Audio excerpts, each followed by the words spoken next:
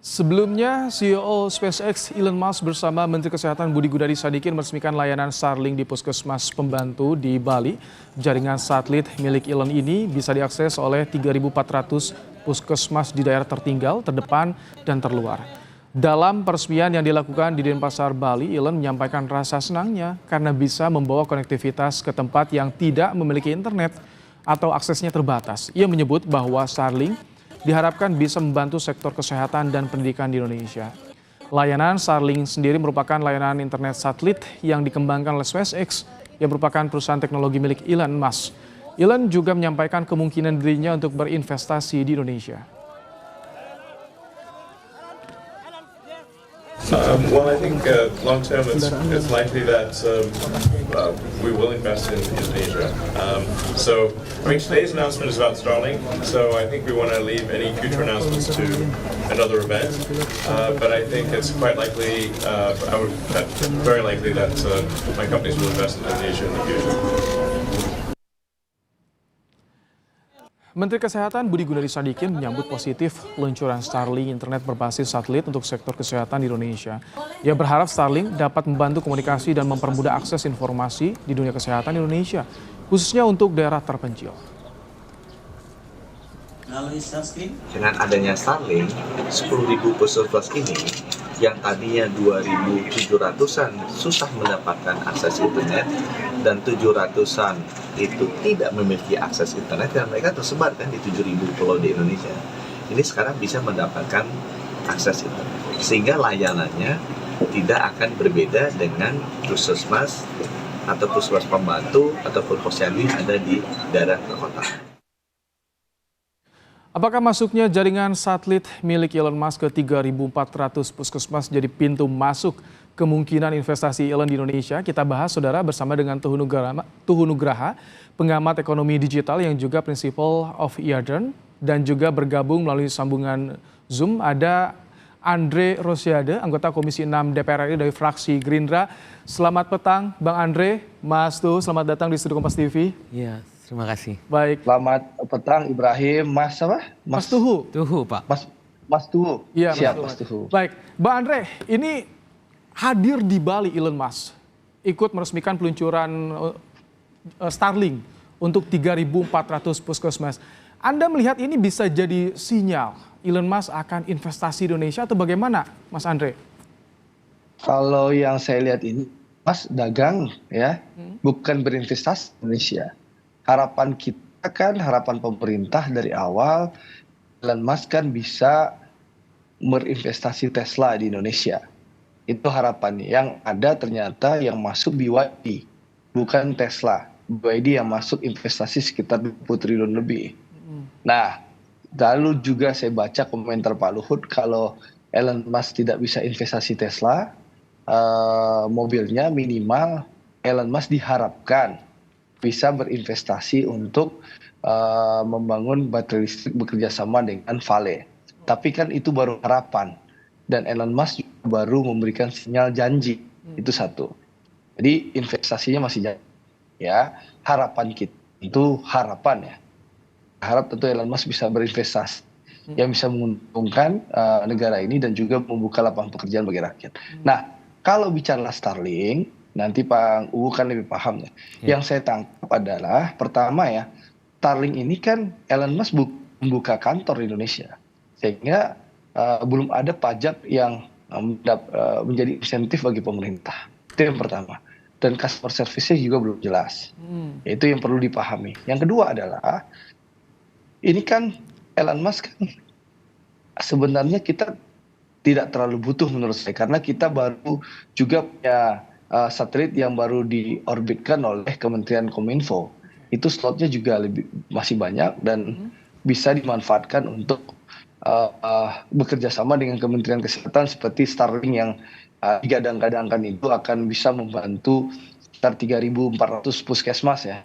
Ada 2.700 puskesmas plus 2.400 puskesmas yang membutuhkan bantuan internet. Saya rasa tujuannya baik, tapi sebenarnya sekali lagi ya satelit kita cukup sebenarnya, karena Kominfo juga baru meluncurkan satelit. Jadi menurut saya sekali lagi ini yang untung lebih banyak Elon Musk melalui Starlink. Oh, Karena ada market share pasar yang didapatkan oleh Elon Musk, ya, Baik. bukan banyak Bang Andre, menguntungkan Bang Andre. Indonesia. Kalau menurut saya seperti itu. Bang Andre kan Tapi sebelumnya, tentu sekali lagi oke, kita apresiasi, ya Oke. kita harapkan mudah-mudahan langkah ini bisa membantu segera meringankan permasalahan kita soal lemahnya dan lambatnya internet di Indonesia, khususnya di Oke. daerah-daerah kurang terjangkau. Tapi Baik. sekali lagi coba Pak UU mungkin lebih paham Kita daripada akan saya. dengarkan ya. Karena Kita setahu dengarkan. saya satelit Kominfo itu mampu sebenarnya. Baik, Mas Luhut, urgensinya apa dengan menggunakan Starlink ini 3.400 puskesmas, padahal tadi satelit dari Kominfo mampu, kata Bang Andre. Apakah ini cara bagi pemerintah untuk bisa menggoda Elon Musk untuk investasi di tanah air atau apa urgensinya? Ya mungkin bisa macam-macam itu ya. Jadi kayak satelitnya Kominfo sudah ada satelit misalnya, tapi apakah kemudian itu bisa digunakan untuk akses internet? Dalam artian ini untuk retail ya. Karena kalau di Elon Musk dengan Starlink itu kan mereka orang bisa subscribe untuk kemudian akses internet sama kayak kita subscribe internet provider konvensional yang sudah ada saat ini. Nah itu dan gitu sebenarnya menurut saya juga dibutuhkan untuk wilayah-wilayah Indonesia. Mungkin saat ini masuknya lewat puskesmas kesehatan, tapi sebenarnya kan bayangkan Indonesia yang sangat luas ini, misalnya industri tambang, ada masyarakat di daerah-daerah yang di ujung-ujung Indonesia tadi, yang bahkan di beberapa daerah bahkan saya lihatin itu masih 2G gitu ya. Bayangkan gimana dia mau mengakses ekonomi digital kalau dia tidak bisa mengakses ke internet di mana yang lainnya, negara lain itu sudah bicara soal 5G. Bahkan Cina sudah bicara 6G, kita masih tertinggal di 2G dan 3G. Sementara ekonomi digital ketika orang bicara tentang ekonomi nanti AI berbasis blockchain atau beberapa negara sudah bicara soal ekonomi metaverse, itu minimal 5G. Jadi dengan dari Starlink ini jadi jawaban akan kendala akses yang selama ini dirasakan. Betul, kalau menurut saya ini bisa menjadi solusi.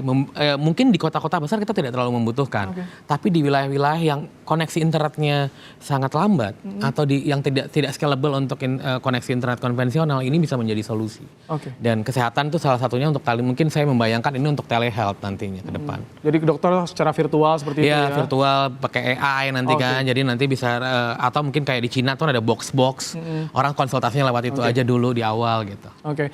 Bang Andre, kalau misalkan ini kan rencananya soal peluncuran Starlink di 3.400 untuk 3.400 puskesmas ini akan dihadir oleh Presiden Jokowi, namun ternyata tidak. Kalau misalkan tadi disinggung karena harapan kita adalah investasi, apakah betul ini sebagai simbol belum ada kesepakatan soal investasi antara Elon Musk dengan pemerintah Indonesia, Bang Andre?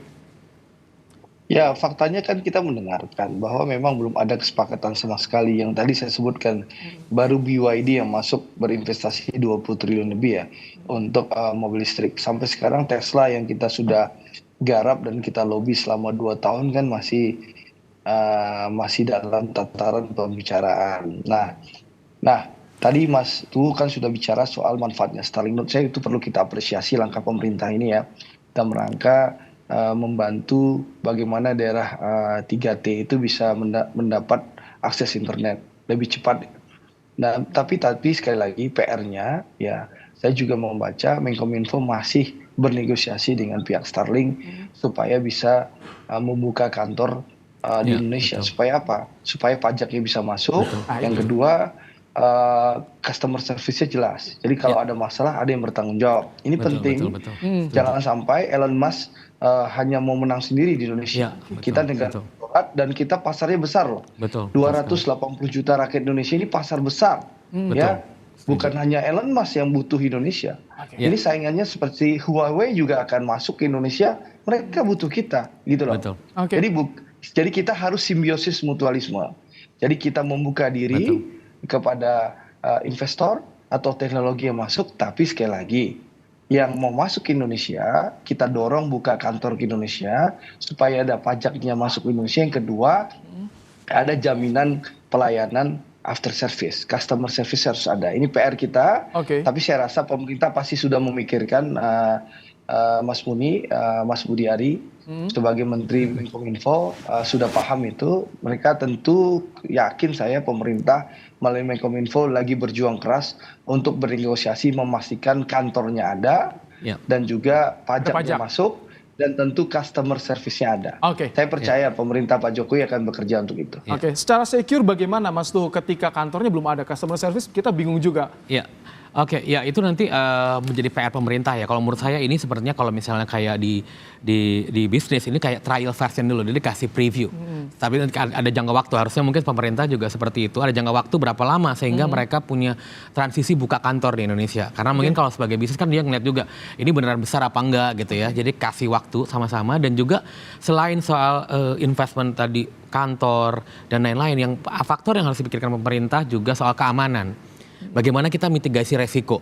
Karena lewat satelit ini tentunya kita bisa langsung dipetakan tuh satu. Terus kemudian ada interception internet di tengah jalan. Bayangkan kalau kita pakai AI. Ngadunya ke siapa? Ya, ngadunya ke siapa dan bagaimana pemerintah memitigasi itu gitu. Tapi kalau dengan kemudahan yang tadi didapatkan Elon Musk, belum ada kantor, belum ada customer service, tapi bisa langsung beroperasi. Apakah itu ada jaminan ke depan? Mungkin Elon Musk akan tertarik untuk investasi di tanah air. Ya. Ini test the water misalkan. Ya bisa jadi, nah ini tadi makanya ini tinggal bagaimana pemerintah menegosiasikan ini. Karena kita kan sebagai pemilik yang kemudian ibaratnya oke, kita kasih test case, kamu bisa mencoba dulu. Setelah ini kalau dia nggak mau mungkin kan ada justru bisa menarik investor lain gitu yang bisa masuk ke sini gitu. Oke, kita menarik sekali kalau membahas soal kedatangan Elon Musk di Indonesia karena beberapa kali Presiden Jokowi juga sempat bertemu langsung pada tahun 2022 tapi belum ada kata sepakat soal investasi ini. Menarik. Apakah ada berita baru soal rencana investasi Elon Musk di Indonesia? Kita akan tunggu. Terima kasih Bang Andre Rosiade, anggota Komisi 6 DPR dari fraksi Terima kasih. Mas Tuhu Nugraha. Sama-sama. Terima kasih juga pengamat Digital Network telah hadir di studio Kompas TV.